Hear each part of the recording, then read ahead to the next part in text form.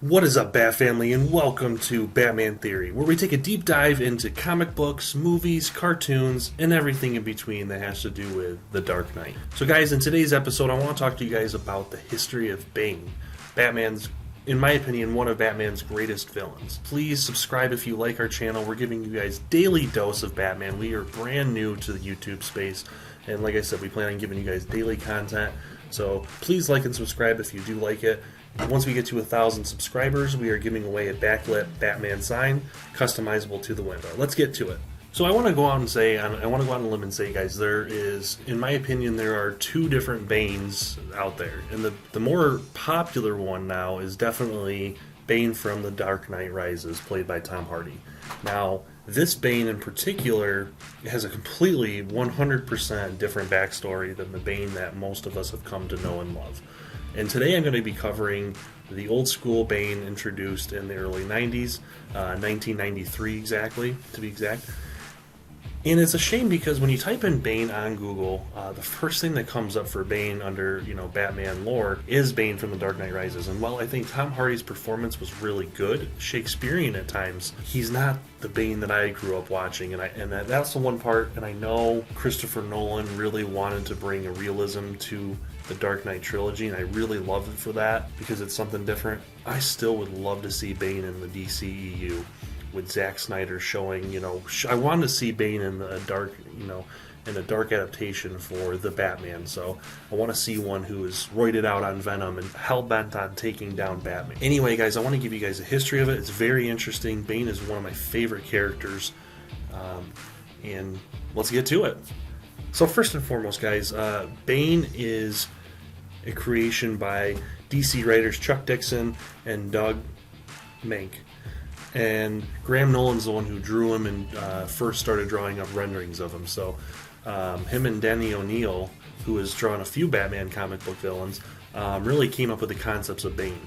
And they love the idea of this, not only physical foe for Batman, but also a mental equal, or even perhaps even a smarter villain than Batman is himself. So it's very interesting that he happens to be at the peak mentally and physically of human potential. So originally he was essentially drawn as and written as a dark mirror for Batman.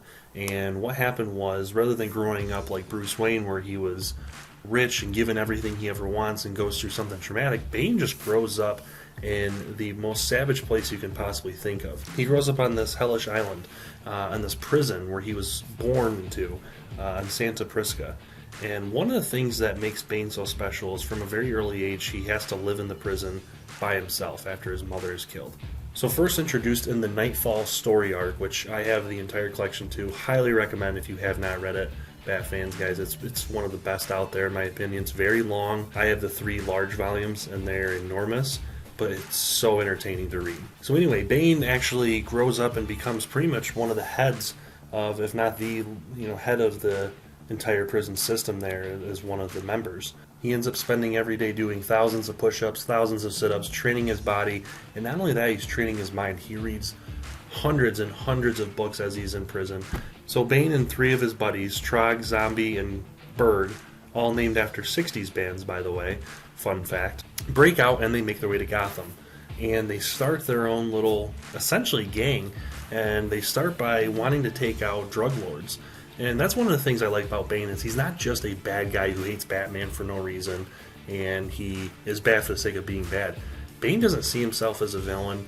He actually thinks he's going to do a better job than Batman. So one of the interesting things about Bane is the reason he is so obsessed with taking over Gotham City and destroying Batman is because he thinks that Gotham City is very much like a prison. It's a place that is completely ruled by fear. And Batman in that instant. So one of the things he does is he comes up with a great plan, and in my opinion, one of the best plans you could ever really think of for a villain. And he knows that a direct assault on Batman would probably be suicide on his part because he sees and watches Batman from afar and realizes he is probably, if not superior, he is at least an equal, and realizes it would be foolish to try a direct assault.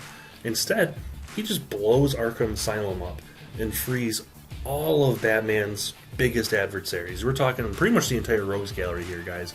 We're talking Poison Ivy, Mad Hatter, the Joker, Scarecrow, Two-Face, all these other ones, and there's a few other minor ones too, like Film Freak is one, the Cavalier, Victor Zsasz, which is one of my personal favorites, and his idea is Batman's gonna basically work tirelessly because he knows the kind of person that he is, and eventually it'll wear him out, and that's when he'll attack. And Bane actually turns out to be right. Batman spends 3 whole months basically hardly eating, hardly sleeping. He ends up getting sick a few times. Robin and Alfred plead for him to take a break, and he doesn't. And it all accumulates in the Batcave, where Bruce comes back and finds Alfred just beaten in Wayne Manor. Bane meets him there, throws him down, and they end up fighting it out in Wayne Manor. And it gets to the point where Bruce doesn't even, as he's just getting his butt kicked completely, you hear his internal monologue, and he really just doesn't seem to care anymore. He seems to just be like, well, this is how I'm going to die. And, I did this to myself. I knew the risks, and it's not even worth putting up a fight anymore because I'm just too exhausted. And then what follows next is what everyone knows Bane for. He breaks Batman's bat. He lifts him up above him and literally drops him down on his knee, breaking him and leaving Batman paralyzed from the experience. Honestly, reading it, rather than just hearing it, you have to read this part in the comics. It is truly awe-inspiring and terrifying at the same time, and you just realize Bane is really not to be messed with. While Bruce is healing and finding alternative ways to heal by going into third world countries and meeting people like Lady Shiva who can restore him, Bane actually becomes pretty much the central leader of the Gotham underworld. He basically rules with an iron fist. When Azrael, who is known as Jean-Paul, as the new Batman, fights Bane, he uses a high-tech suit to fight Bane, which is kind of cheating, and he ends up severing, with the new machined bat suit, he ends up severing the venom cords that pump directly into Bane's veins.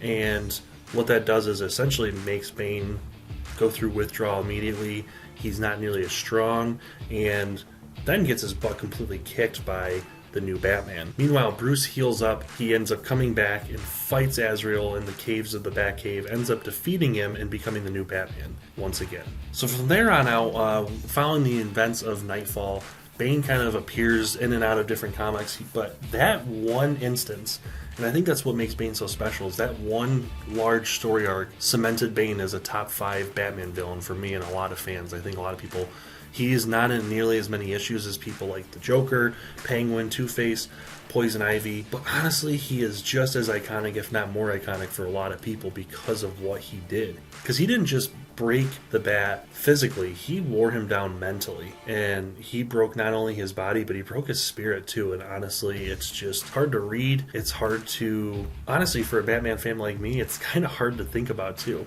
So one of the things that the Nightfall arc doesn't do particularly well, in my opinion, is explain what Venom is and what it does to Bane's body. It does bring up a few times in the issues, and it kind of sketches past it too much. It doesn't talk about it too much, but basically Venom is a giant synthetic steroid that goes, and Bane wears a mask all the time, and it basically pumps directly into Bane's skull, feeding him an instant calming buzz that he gets at all times, and it gives Bane immense strength mentally and physically. And without it, Bane is so dependent on it now, without it he really is reduced to nothing. Not that he wasn't before, and I think that's the hardest thing, is before Venom, before he became addicted to it, Bane was already such a great adversary, but the Venom is probably his one and only weakness, is his dependence on it. So we get later storylines where he teams up with Ra's al Ghul and other villains, and they try to take over Gotham once again.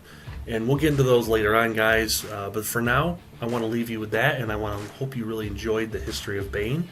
And I hope you going over the Dark Knight Rises version, Tom Hardy's Bane, soon enough. So until then, guys, have a great day. Thank you so much for watching.